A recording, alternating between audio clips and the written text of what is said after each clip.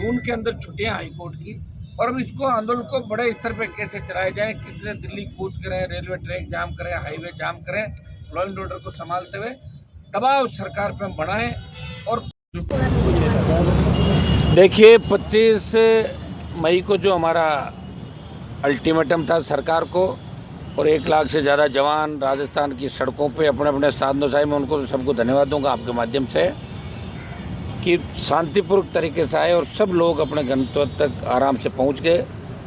सरकार ने उस दिन हमसे वादा किया कि हम बहुत गंभीर हैं, और ये तय है कि अगर रैली नहीं होती तो सरकार कोर्ट में लिख के देती कि भर्ती रद्द नहीं कर रहे हैं। इस रैली से दिल्ली तक सरकार की पोल पट्टी खुल गई, दिल्ली सत्ते में आ गई। प्रदेश के अंदर ये बात चली कि ये राजस्थान के नौजवानों का आक्रोश था, ये कोई राजनीतिक रैली नहीं थी।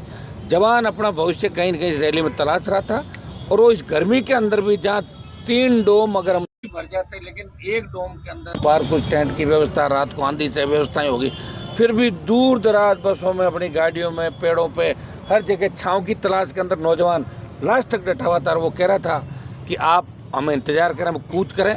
और कूच हमने इसलिए नहीं किया कि लॉ जिम्मेदारी है उन बच्चों को वापस कैसे पहुंचे। अभी बहुत लंबी लड़ाई लड़नी पड़ेगी, अभी बहुत सी लड़ाई और हमें राजस्थान प्रदेश को बचाने की लड़नी है, क्योंकि जब दोनों पार्टियां हाथ मिला लेती तो हमेशा सत्तारूढ़ रही, तब नई क्रांति होती है।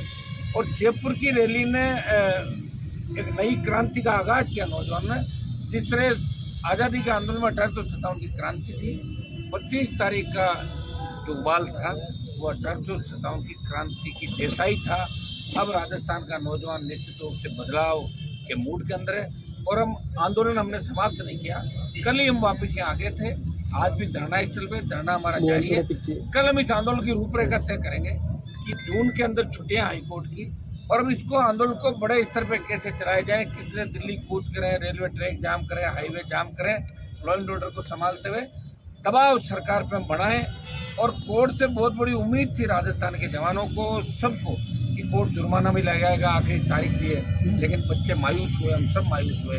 हम सोच रहे थे कोर्ट कड़ी फटकार लगा कि इनको टाइम नहीं देगा और फैसला हाथों हाथ होगा, लेकिन इसमें राजस्थान के आम नागरिक मायूस हुए।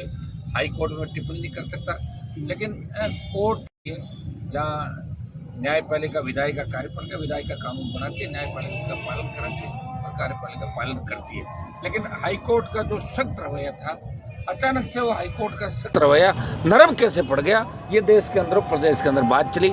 ये मैं नहीं कह रहा हूँ, राजस्थान के नौजवान इस बात को लिख भी रख गए थे। थोड़ा इससे हताश हुए।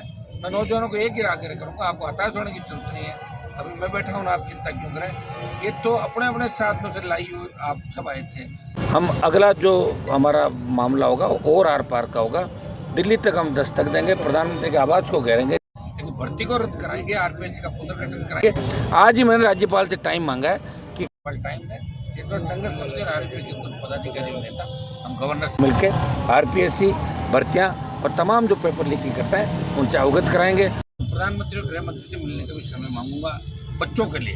मुझे कोई मिलने का शौक नहीं मुझे, लेकिन बच्चों के लिए मिलना पड़ा तो उनसे भी मिलके एक हमने मांग भी करी है कि विशेष सत्र लोकसभा का बुलाया जाए। सीज फायर के अंदर जिस तरह अमेरिका ने पंचायत रैलियां बढ़ चढ़ के कांग्रेस के हम जय हिंद यात्रा निकाल रहे, बीजेपी करेंगे हम जीत गए, विशेष सत्र के अंदर सरकार ने किया और देश ने क्या, तो विशेष सत्र की मांग मैंने भी मेरे दल की तरफ से करी है कि विशेष सत्र बुला के देश की जनता को, प्रधानमंत्री को जवाब देना चाहिए। तो सरकार हाईकोर्ट में रद्द करने की सिफारिश तो कर चुकी है, तो बार बार ये सिफारिश, फिर बैठक, फिर उसी एसआईटी कमेटी की रिपोर्ट रद्द करने की सिफारिश कर चुकी है। हाँ, तो इसीलिए तो मुझे लग रहा है कहीं इसके साथ भजन लाल जी भी नहीं चले जाए साथ कि भाई भर्ती भी रद्द करो, इनको भी फ्री करो। मुझे ऐसा लग रहा है, क्योंकि कोई आदमी अगर अक्षम है, वो सक्षम नहीं है, तो फिर कहते हैं भर्ती भी करो, इसको भी फ्री करो, दूसरे को बिठाओ। क्योंकि विधायक साथ नहीं भजन लाल जी के साथ, बहुत ही अंदर बहुत बड़ा अंतर करे भारतीय जनता पार्टी के अंदर है। ये आपको आगामी दिनों में अपना आप ही मिल जाएगा।